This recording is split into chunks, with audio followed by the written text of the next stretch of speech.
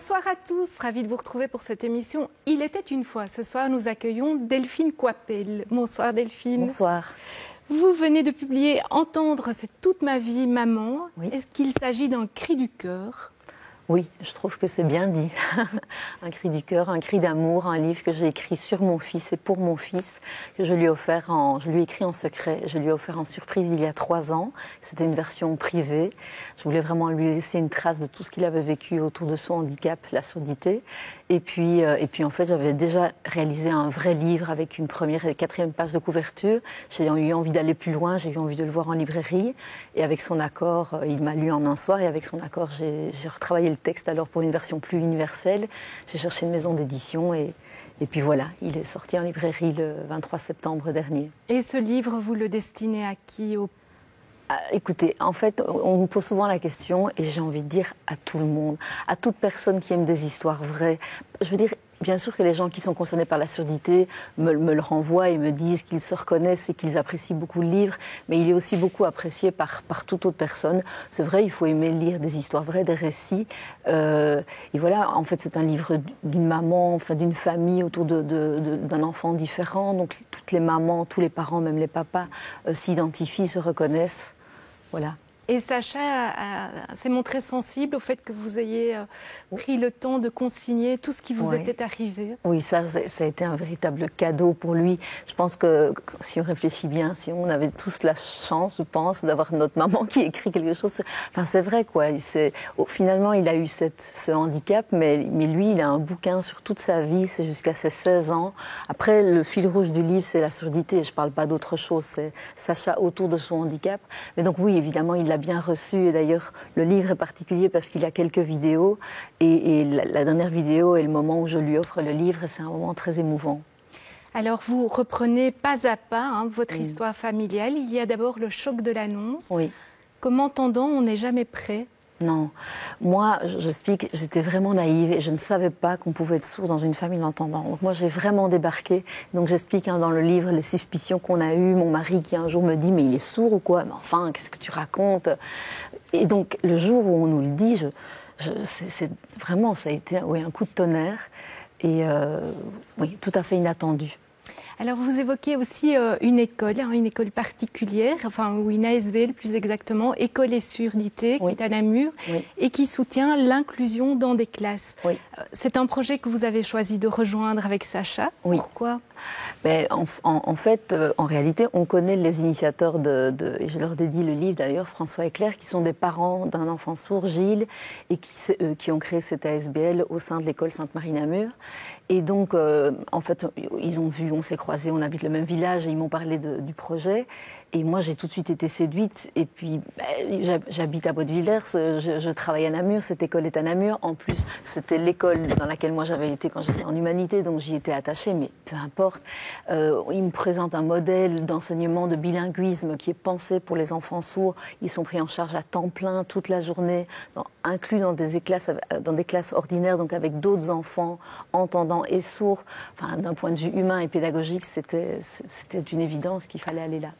C'est un projet que vous recommanderiez à d'autres parents ? Très chaleureusement, vraiment oui.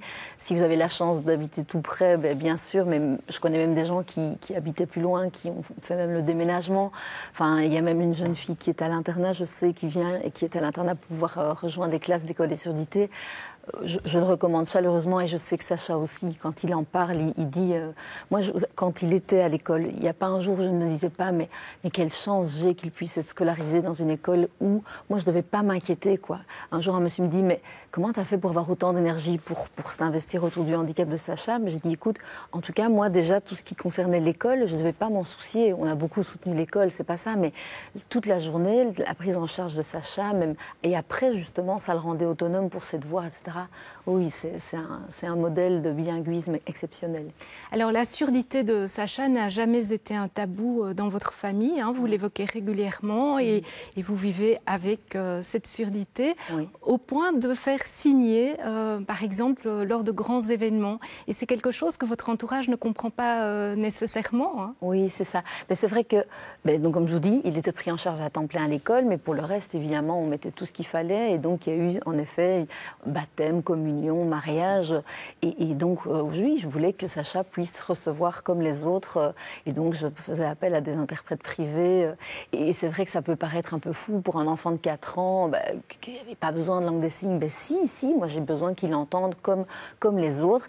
Et alors, la petite anecdote, c'est qu'en fait, Sacha, 4 ans, il ne regardait même pas l'interprète comme un enfant de 4 ans, je veux dire. Et moi, je la regardais, j'étais embêtée. Elle me disait, mais vous tracassez pas.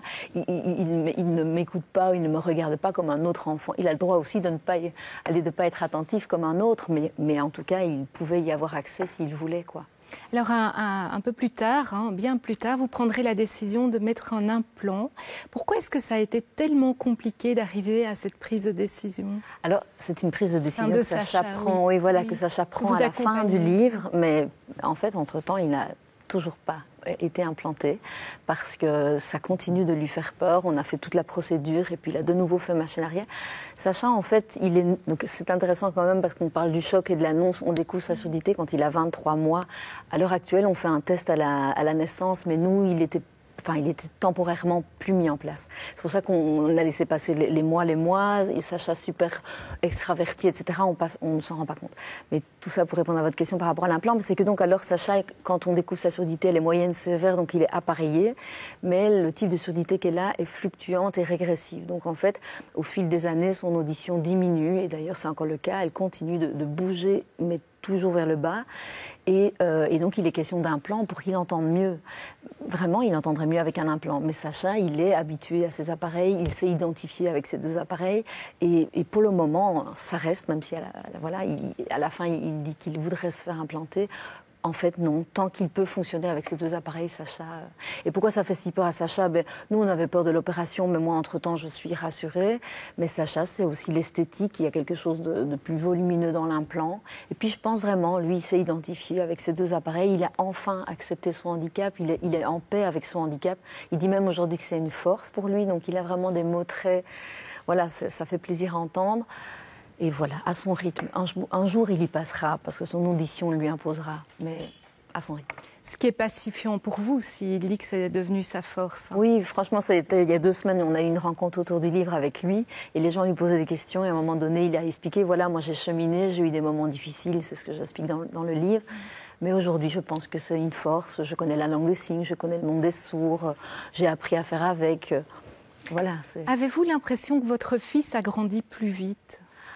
Oui, moi je pense, et à un moment donné, je donne un extrait d'un mail que ma sœur avait écrit, que je trouvais tellement beau, parce qu'elle disait, au fond, ces enfants qui portent plutôt que d'autres des fardeaux, qui vivent des choses plus difficiles, eh bien, au fond, ils sont forcés de mûrir plus vite sur ces aspects-là. Sur d'autres aspects, c'est un vrai grand ado encore, mais c'est vrai que ça, oui, je pense qu'il a acquis une maturité plus vite que les autres.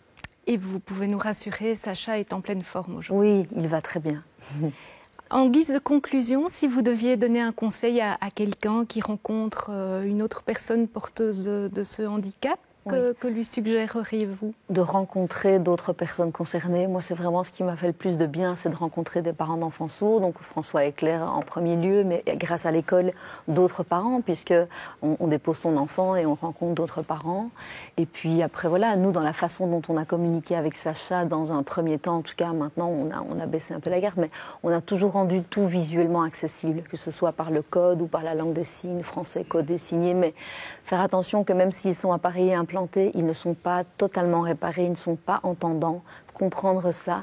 Et donc, veiller à rendre toujours tout visuellement accessible pour leur compréhension. Et on le voit, la langue des signes vous habite, vous aussi. Oui, mais moi déjà, naturellement, je suis hyper gestuelle, mais c'est une langue que j'ai vraiment apprécié d'apprendre. Oui. Eh bien, Delphine Coipel, merci d'être venue nous retrouver ce soir. Entendre, c'est toute ma vie, maman a été publiée aux éditions Parla. Merci à vous de nous avoir suivis. Si vous souhaitez revoir cette émission ou une précédente, il suffit de vous rendre sur le site Ovio ou sur celui de Catobel. À très bientôt pour une prochaine rencontre.